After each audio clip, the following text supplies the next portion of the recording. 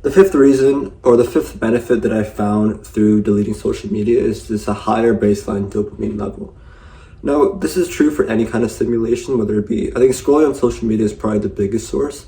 Music can be another source, or watching TV or movies or whatever, notifications. These can all be sources that are constantly pulling away at your dopamine level. Now, I want to take a step back and first explain this whole concept before we get into, like what is social media actually doing to you that's negatively impacting you. So, let's first talk about what dopamine is.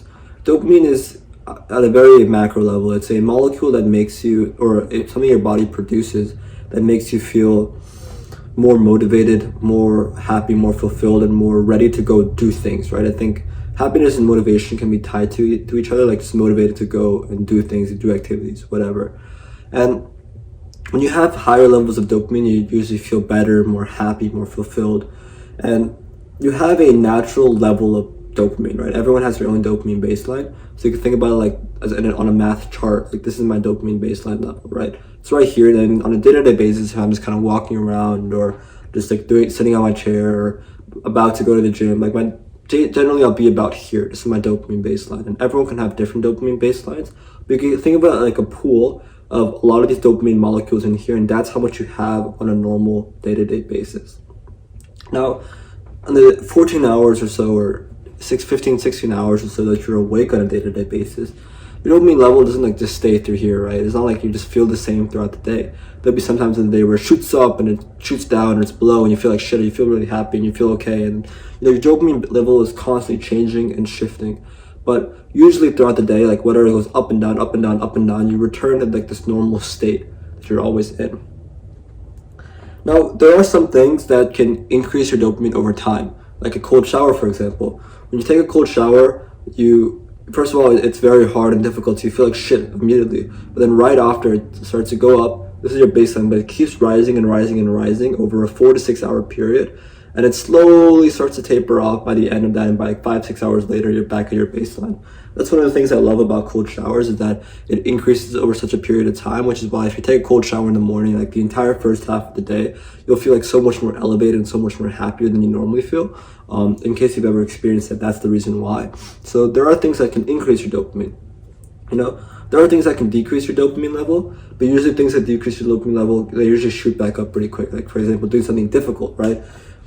Doing something like exercising. And for a lot of people, exercising actually increases their dopamine level because they've enjoyed it so much. But doing something that actually feels like physically really discomfortable, right? That might lower it, or something someone might say, etc. But generally, like things that are supposed to lower your dopamine, they will shoot it up afterwards. But there are a few very specific things that can shoot your dopamine levels extremely high immediately. I mean that when you do it, you're like all the way up here, like off the screen. Like here's your baseline. Take it all the way up here for a very immediate short effect. You can think of some of those things, right? Those things that instantly make you happy. Like you throw in a very funny video, and all of a sudden you're laughing, or you go on social media, or you smoke weed, whatever that might be. You can think of those things that immediately shoot up your dopamine. But how it works is that when you shoot up your dopamine, it immediately falls back off, and it doesn't just go to the baseline. It goes below the baseline, and it goes here. And yes, with time, it slowly has to go back up, and then you're back here. And you can think about each time you pick up your phone, it's one of these big shoots up, right? So every time you pick up your phone, the amount of dopamine that comes out of your phone, the way the phone is designed, like the color of the notifications, the sound it makes, to the way the app is designed, is all designed to produce as much dopamine as possible. And okay, you open the app, you shoot up, right? Okay, you're cool. And then you feel like shit afterwards. But it's supposed to go back up, right? But before it even goes back up, you do another shoot up. And it shoots even lower down. You do another shoot up, and you do another, and then it keeps going back and back and back until your baseline is naturally like so much lower that on a day-to-day basis you just feel like shit, because this is how your normal baseline is. And it makes sense. I mean, we were in history class and we were doing some kind of media activity, and my teacher asked everyone to pull out their phone and see how many pickups they have. And people typically averaged 150 to 200 pickups a day. So if you can think about it, you're 150 times a day, your thing is going like this, up and down, but every time it goes down, it goes a little bit lower. And before you can allow it more time to go back up, you probably pick it up again, and pick it up again, and pick it up again. Your baseline is just so low that on a day-to-day basis, you walk into class and you feel like shit. It's like right after lunch and you feel tired. It's like you're about to do your homework, you feel horrible, and you wonder why you feel horrible throughout the day, why you don't feel great throughout the day. It's because you're just overstimulated, right? Addition that, oh, you throw some music on, oh, okay, does it again. Okay, you throw it, like 5 minutes here, I'll throw like a little video on, oh, okay, now we're back again. And your baseline is just so low. And removing stimulation in general, and social media is a big one because you're constantly opening your phone and scrolling. When you delete the social media, your baseline starts to naturally increase to back where it used to be, right? If you don't have, like, I pick up my phone, on average, I'd say 10 times a day. Like, I have a Google Sheet that tracks it for me. So I can always look back and see if I'm picking my phone up a lot more. Like, I think the last 2 days was like 13 or 14, so it went up a little bit. But typically, I'm average about 10 pickups per day. And I only pick up my phone 10 times per day. And, it's better to pick up your phone less times a day and use them for longer periods of time, because the main problem is right when you pick it up and just shoot, right? Like, what you do. Like, it's right before class starts, you pick it up, or it's in the middle of class, you pick it up. Or at lunchtime, you probably pick it up 5 times, right? It's the amount of time to pick it up that's more important than how much time you spend on it, in terms of the dopamine baseline level.